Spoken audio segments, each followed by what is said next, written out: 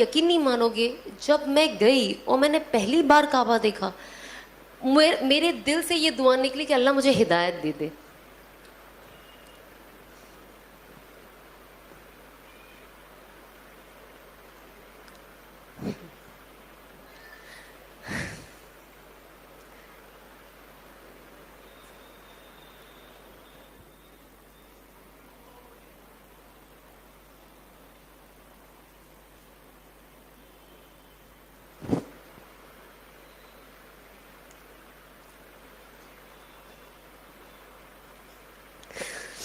Honestly I don't know کتنے لوگ اس چیز کو ویلیو کرتے ہیں, پر میرے لیے یہ ورڈ ہدایت میرے لیے بہت ویلیو کرتا ہے, بہت. اس چیز نے میری دنیا اور شاید میری آخرت بدل دی ہے. اور کہیں نہ کہیں جو اسبابی طور سے دکھتا ہے, میں سوچتی ہوں شاید مجھے جہنم کی آگ سے بچا لیا ہے. تو جب یہ ورڈ ہی آتا ہے نا, تو میرا دل بہت بھر جاتا ہے کہ اللہ نے کیسا کر دیا. مطلب جب ہم پڑھتے ہیں نا قرآن شریف, اور اس میں لکھ کے آتا ہے کہ اللہ جسے چاہے ہدایت دے. تو جب میں اینڈ آتی ہے نا ایک اور کہ I was lost and he found me and he guided me, میں گمراہ تھی اور انہوں نے مجھے صحیح راستہ دکھایا. تو میں قرآن شریف ابھی بھی جبھی بھی پڑھتی ہوں, اور جب وہ آیت آتی ہے اور میں پڑھتی ہوں نا, میرے آنکھ سے آنسو ایسے ٹپ ٹپ گرنے لگ جاتے ہیں, اور مجھے رکنا پڑتا ہے کچھ وقت, کیونکہ میں خود ابھی تک یہ ڈائجسٹ نہیں کر پائی ہوں کہ اللہ نے زندگی میری کیسے بدل دی. بس اللہ استقامت دے اور آخری دم تک ہدایت پہ رکھے اور ہدایت پہ موت دے. تو میں نے اللہ سے مانگا کہ اللہ مجھے ہدایت دے دے اور مجھے اس حرام سے بچا لے اور مجھے حلال پہ ڈال دے. مجھے نہیں پتا میں کیا کروں. اگر میں یہ کام چھوڑوں تو میں کروں کیا؟ مجھے تو کچھ آتا بھی نہیں ہے, جاب پہ تو میں جا نہیں سکتی, تو میں کیا کروں؟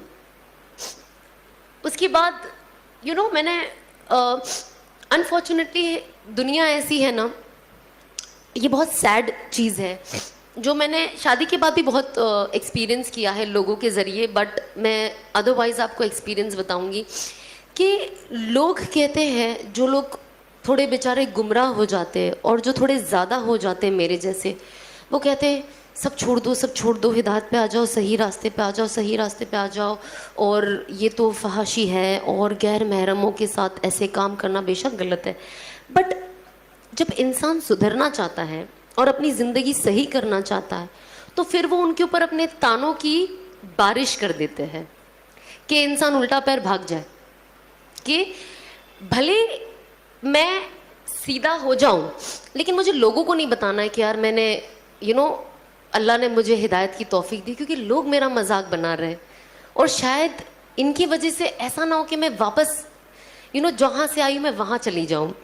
کیونکہ انسان کمزور ہوتا ہے نا, انسان تانے, آج ہم گھر میں تانے سنتے تو کیسا لگتا ہے کہ گھر سے بھاگ جاؤ, ہوتا ہے نا کبھی کبھی فیلنگ, بھاگنا نہیں ہے بٹ وہ فیلنگ آتی ہے نا ایک انسان کو. تو جب اتنی سی چیز پہ جب آپ کی امی آپ کو کچھ بول دے یا کچھ ایسا ہو جائے, تو انسان سوچتا ہے یار کتنا, کیوں ایسے یار, مجھے کیوں تانے دے رہے, انسان کتنا روتا ہے.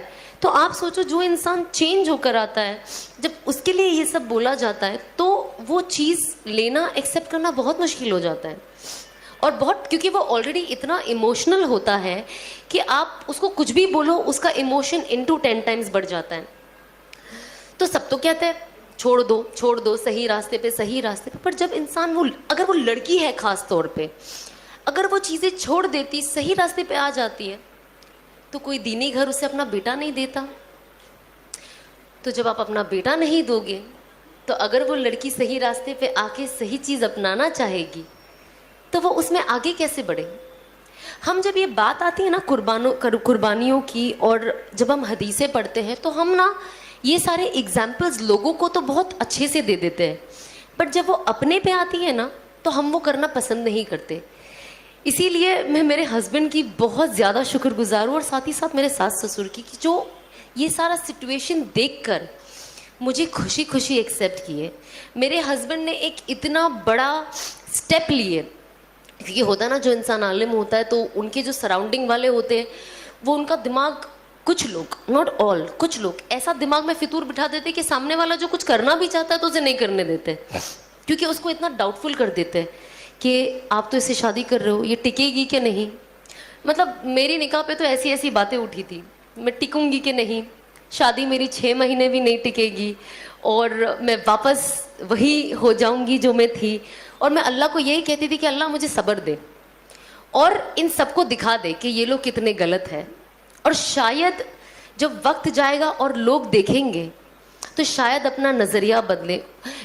مجھے جو چیز سے میں گزر رہی ہوں ابھی, اور جو تکلیف چیزیں سن کر مجھے ہو رہی ہے, لیکن میرے کچھ چیز کو لوگوں تک ایسے پہنچا کہ میرے بعد آنے والی لڑکیوں کے لیے آسانی کر دے, تاکہ میرے جیسی جو اور لڑکیاں ہیں وہ اپنی زندگی کا رخ بدلے. اور انس کو دیکھ کر جو لڑکے ہیں وہ یہ کرنے کے لیے آگے بڑھے کہ ہمیں لایا گیا, ہمیں باتوں کے لیے تو نہ لایا گیا ہے. میں تو یہاں بیٹھ کے بڑی بڑی باتیں کر سکتی ہوں, بڑی بڑی باتیں کر سکتی ہوں, لیکن اگر میں وہ عمل نہیں کرتی ہوں تو کوئی پوائنٹ ہی نہیں ہے. اور اللہ کہتا ہے نا کہ جب آپ دائی بنو اور جب آپ لوگوں کو کچھ بولو, اگر میں آج آپ کو بولوں گی نا کہ آپ کو 2 رکعت نفل پڑھنی ہے تو مجھے 4 رکعت تو ایٹ لیسٹ پڑھنے والی ہونا چاہیے, تب اللہ میری باتوں میں وہ وزن دیں گے اور وہ زور دیں گے جو آپ لوگوں کے دل میں جا کے اترے گی. ورنہ صرف باتیں یہاں سے سیدھا وہ ڈور کے باہر ہوا میں نکل جانی ہے. کہ اللہ کہیں گے جب یہ خود ہی کچھ نہیں کرتی ہے تو آپ کے دلوں میں لانا مشکل ہے نا. تو یہ بہت ضروری ہے کہ ہم کس چیز کے بارے میں کیا سوچتے ہیں. ہمیں سوچ کے ساتھ ہمیں کہتے ہیں نا, ہم پریچ کرنے والے نہیں بنے, صرف you practice what you preach. آپ جو بولتے ہیں آپ خود پریکٹس کریں. تو میں آف کورس باتیں کرنے سے پہلے میں نے پریکٹس کرنا شروع کیا, اور جتنی چیز میں ابھی پریکٹس کرتی ہوں میں وہ چیز باتیں کرتی ہوں, اور جو چیز میں نے نئی عمل میں لائی ہے میں وہ بھی کوشش کرتی ہوں کہ میں شیئر کروں, تاکہ ساتھ ہی ساتھ جن کسی کو ایکچولی پتہ, آپ یقین نہیں مانو گے, جیسے مجھے میرے شوہر ایک کوئی بتا دیتے کہ آپ یہ پڑھو, یہ پڑھنے کے بعد یہ زیادہ ضروری ہے اور اس سے فلانا فائدہ ہے. پتہ ہے میری سب سے پہلی فیلنگ کیا ہوتی ہے؟ میں جلدی سے انسٹاگرام پہ ڈال دوں تاکہ سب پڑھ لے اور سب کو یہ فائدہ ہو جائے. آج اللہ نے ایسا کیا ہے کہ یہ فیلنگ سب سے پہلی فیلنگ ہے جو میرے دل میں آتی ہے, کہ لوگوں کا فائدہ ہو, لوگوں کا فائدہ ہو. جیسے انہوں نے کہا, قرآن میں لکھا ہے اخرجت للناس, کہ ہمیں بنایا گیا ہے ایک دوسرے کی بہتری کے لیے. اللہ کہتا ہے کہ آپ جائیں اور لوگوں کو بتائیں کہ مجھے کیا پسند ہے, اور لوگوں کو جا کر یہ بھی بتائیں کہ مجھے کیا نہیں پسند ہے. اور جو میری سنتوں کو فالو کرے گا اور حضور پاک صلی اللہ علیہ وسلم کی سنتوں کو فالو کرے گا وہ بالکل کامیابی کے راستے پہ ہے. تو یہی تو قرآن